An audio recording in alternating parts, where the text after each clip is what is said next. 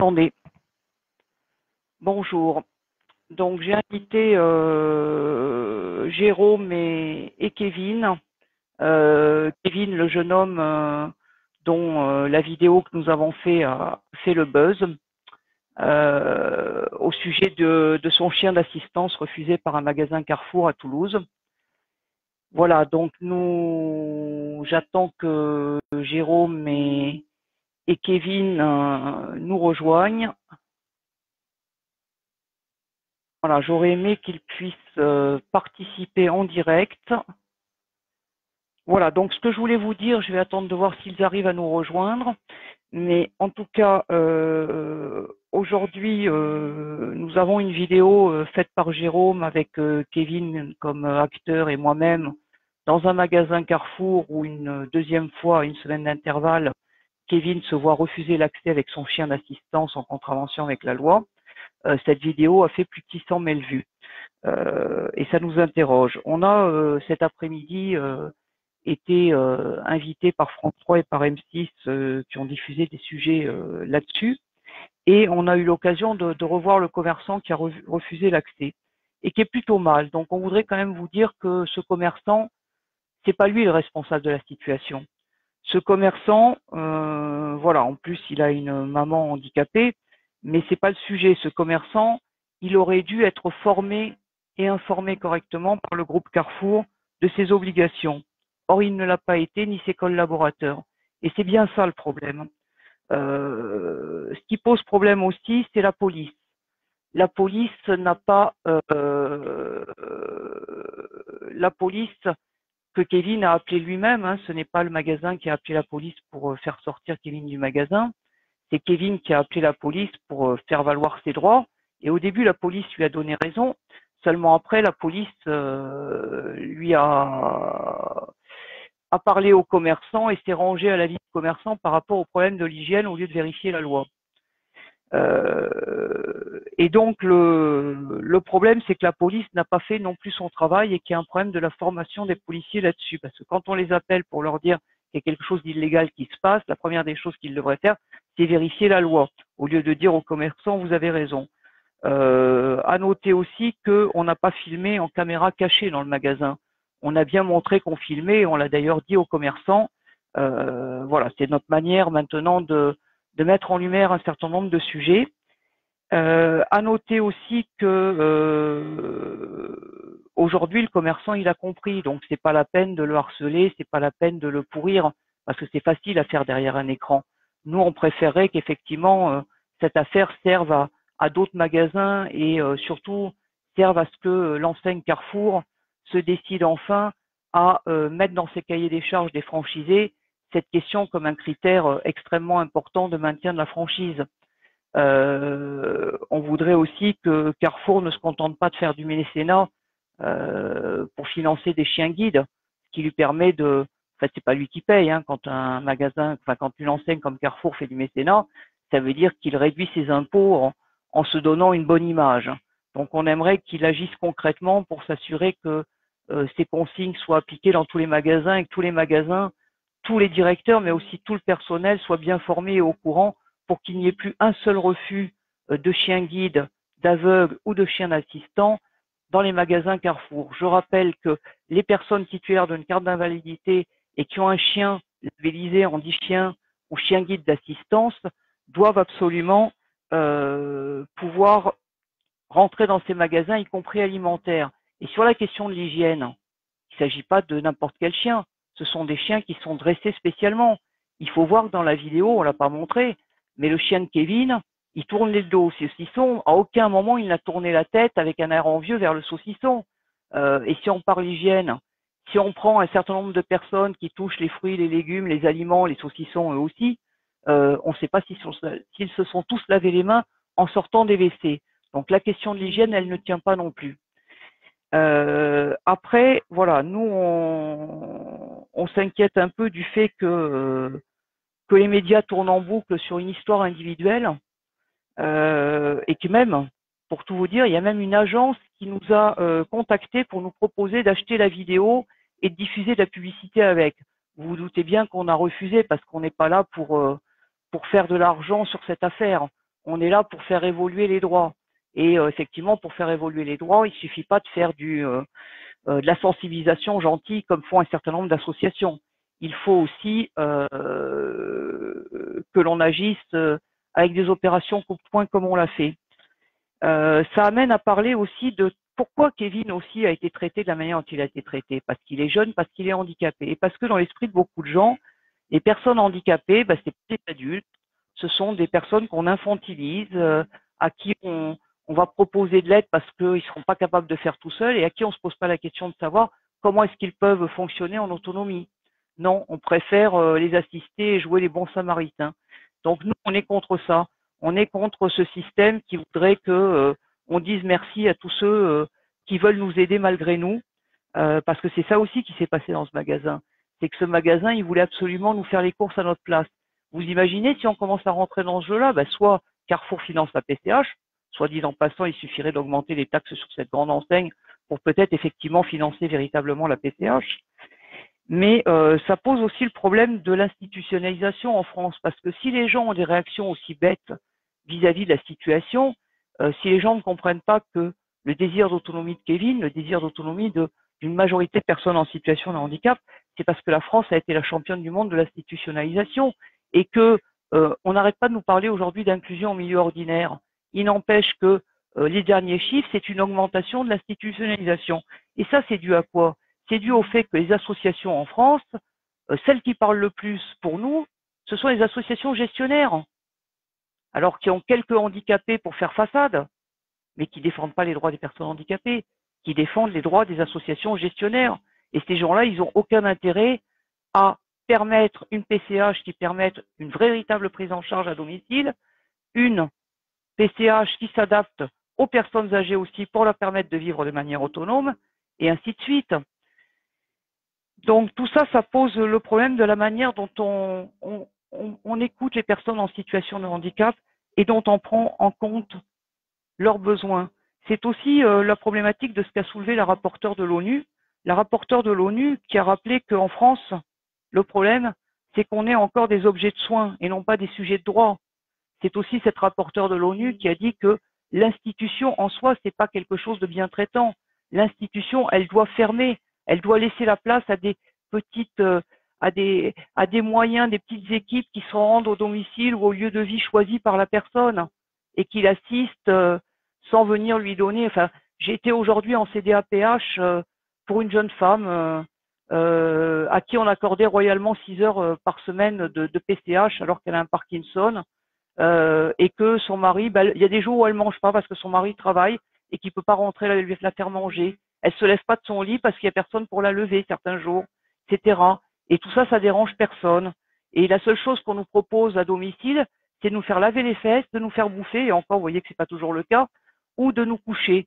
Par contre, mener une vie citoyenne, aller travailler, avoir des loisirs, aller au spectacle, ça non, hein, ce serait du luxe. Voilà. Donc tout ça, c'est un problème.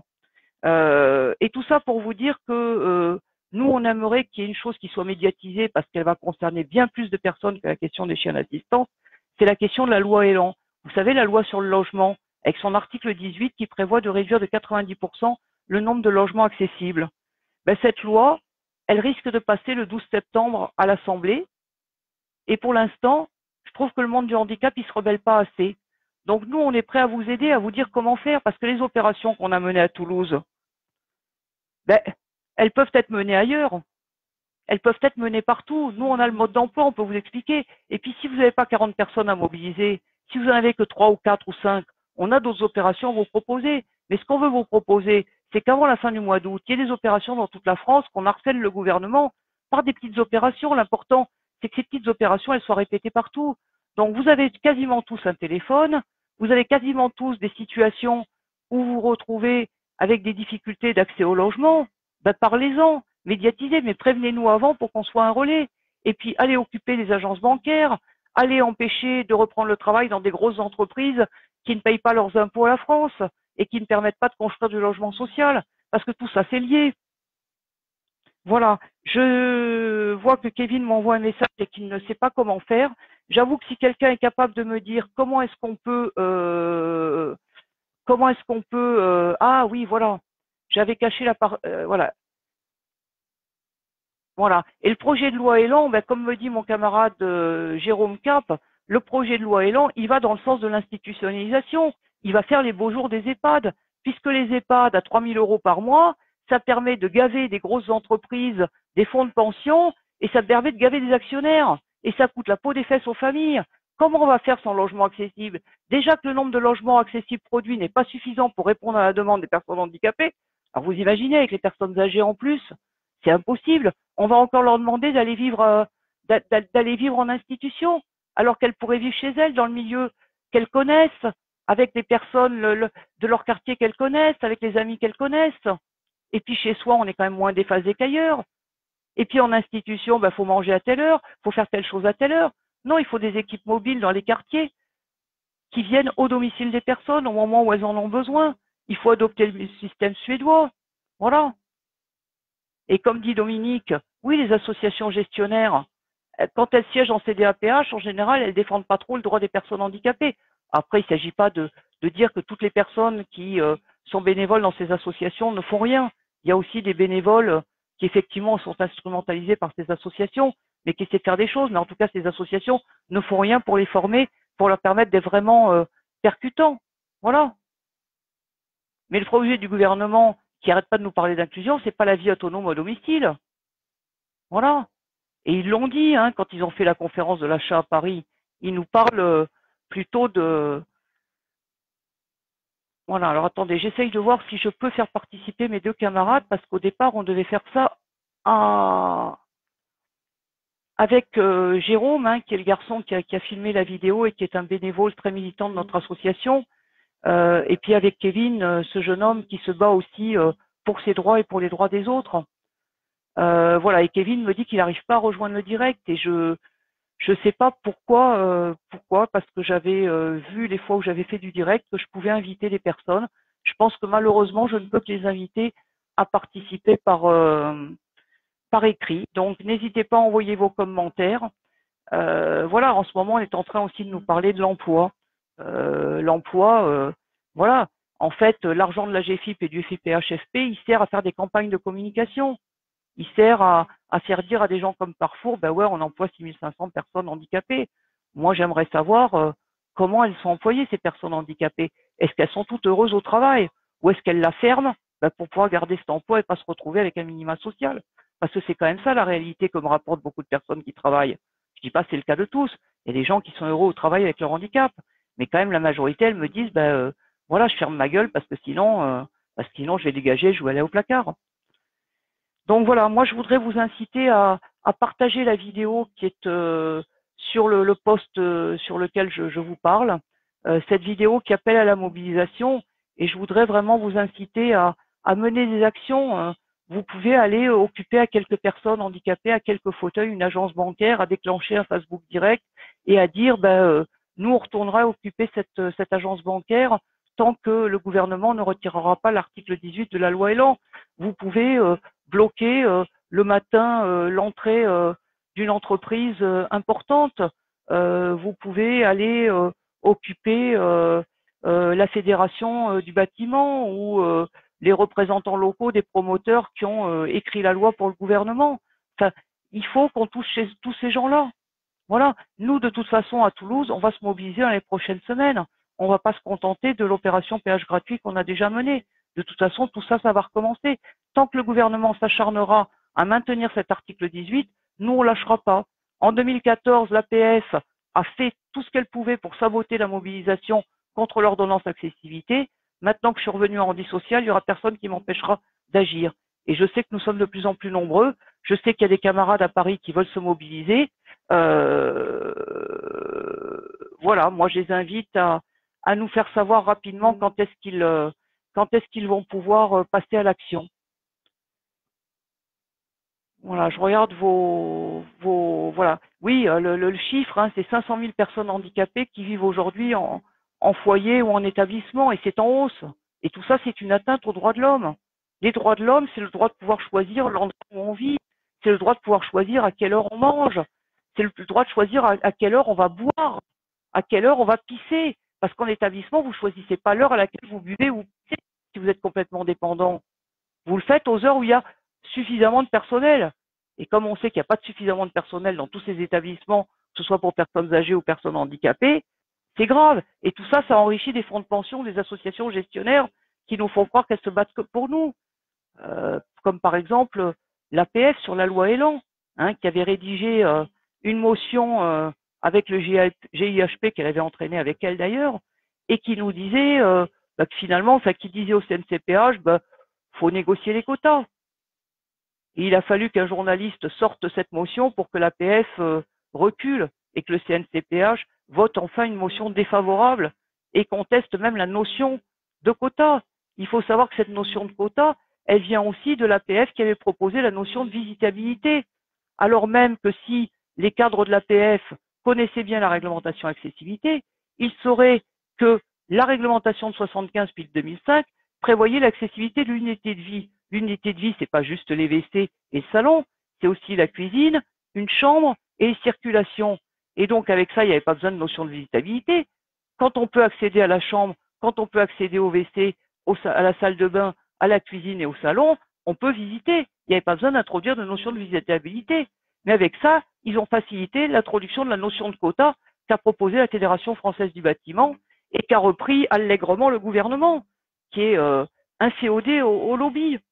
Donc voilà, moi je vous invite vraiment ce soir à donner un coup de booster à notre vidéo, à la partager largement sur tous les réseaux sociaux autour de vous, à inciter vos amis à la partager et à faire savoir que les personnes handicapées, elles vont s'énerver de plus en plus et qu'en tout cas, on ne va pas arrêter de se taire et que voilà, je regrette que les médias ne répercutent ce que nous faisons que quand il y a des situations individuelles. Voilà. Est-ce qu'on va devoir tous se montrer, raconter notre vie pour que nos droits soient respectés? C'est quand même dommage. Moi, j'aimerais qu'on puisse dire, il y a des milliers de gens qui n'ont pas de logement accessible, qui sont comme cette jeune femme. Hein, on va faire encore un cas particulier pour faire pleurer dans les chaumières, mais j'ai obtenu récemment le relogement d'une jeune fille qui, depuis 2004, ses parents demandaient un logement. Voilà, il a fallu que j'intervienne pour qu'elle soit relogée. Donc, c'est pas normal qu'il faille qu'une association intervienne pour que les droits des personnes soient respectés. Si les bailleurs sociaux savaient où leurs logements sont, et heureusement, le CIH, donc le collectif interassociatif handicap, a obtenu récemment de la métropole et de la ville de Toulouse, après 10 ans, voilà, 10 ans d'obligations non remplies, que la mairie de Toulouse finance l'obligation de recensement du logement accessible. Donc, on va enfin savoir où sont les logements accessibles des bailleurs sociaux, ce qui va permettre de rapprocher l'offre et la demande. Et j'ai été nommé par le préfet dans la conférence intercommunale du logement, et on va demander à cette conférence intercommunale du logement de faire que tous les logements accessibles, on arrête de les louer à des personnes valides, que ces logements accessibles, on les propose en priorité à des personnes handicapées. Voilà. Et il faut que le maire de Toulouse et le président de la métropole fassent comme la ville de Paris, comme la ville de Nantes et de je ne sais plus quelle autre ville, qu'ils donnent la priorité, qu'ils s'engagent à ne pas respecter la loi, et là, si elle est votée, et qu'ils s'engagent à continuer à se construire 100% de logements accessibles dans le neuf, sachant que ces 100% de logements accessibles dans le neuf, c'est en fait 45% de la production, parce que ce n'était que 100% des logements au rez-de-chaussée et ceux desservis par ascenseur. Or, comme on construit de plus en plus de logements de 3 étages, dans lesquels il n'y a pas d'ascenseur, ces logements au deuxième, premier, deuxième, troisième étage, ils ne sont pas rendus accessibles, ils n'ont aucune obligation. Donc tout ça, il faut que au moins on maintienne la production existante et puis qu'on obtienne des ascenseurs à tous les étages, parce que plus il y aura d'ascenseurs, moins ils seront chers. En plus, ils sont de moins en moins chers. Et puis c'est une qualité de vie pour tout le monde. Prenez un immeuble ou un ascenseur, il y a combien de valides qui montent les escaliers encore? La majorité prennent l'ascenseur. Les femmes avec leurs poussettes, etc. Tout le monde est concerné. Donc si on veut cesser l'institutionnalisation, il faut d'abord cesser de laisser parler les associations gestionnaires à notre place. Elles ont le droit de parler, mais pas à notre place. Qu'elles parlent en tant que gestionnaires, qu'elles disent quels sont leurs besoins de gestionnaires et que nous, elles nous laissent dire quels sont nos besoins de personnes handicapées, qu'elles arrêtent de parler à notre place. Moi, j'appelle d'ailleurs Marianne Monchamp à modifier les règles de fonctionnement du CNCPH de façon à ce qu'on clarifie, qu'on clarifie vraiment qui sont les associations gestionnaires, qui sont les associations militantes. Ça commence à bien faire de laisser tous ces gens-là parler à notre place, hein, et ne pas défendre nos droits. Et puis la loi Elan, il faut partager notre vidéo. Vous avez le lien en dessous de ce direct que je suis en train de faire avec vous. Je vous demande de le partager très largement auprès de tous vos amis, de contacter ce soir. Moi, je vous lance un défi. Contactez au moins 10 personnes chacun, 10 personnes parmi vos proches et dites-leur, voilà, il faut diffuser cette vidéo, il faut appeler tout le monde, les valides, les invalides, les personnes handicapées, leurs proches, à se mobiliser contre la loi Elan et à mener des actions. Il suffit de quelques personnes et n'attendez pas que ce soit les autres qui bougent à votre place. Si vous voulez que les autres vous suivent, il faut d'abord que vous commenciez à bouger. Regardez avec Kevin, à 4 personnes, on a fait cette opération dans le magasin, on a demandé à personne de nous suivre. Voilà. Et si vous voulez être suivi, le conseil que je vous donne, commencez par avancer, sinon personne ne vous suivra. En marche et pas à reculons, comme avec Macron. Donc là, je commence à plus avoir de voix, donc je vais vous laisser parce qu'en plus, je regrette vraiment de ne pas avoir pu faire cet échange avec Jérôme et Kevin qui doivent être très frustrés de ne pas pouvoir avoir pris la parole. En tout cas, voilà, on va essayer de trouver une solution pour faire un petit direct à 3. Et en tout cas, on vous encourage à diffuser notre vidéo. Excusez-moi pour ma parole un peu malhabile et volubile. Voilà, je suis pas une, vous voyez, j'ai encore dit je déteste quand je fais ça, mais c'est pas grave.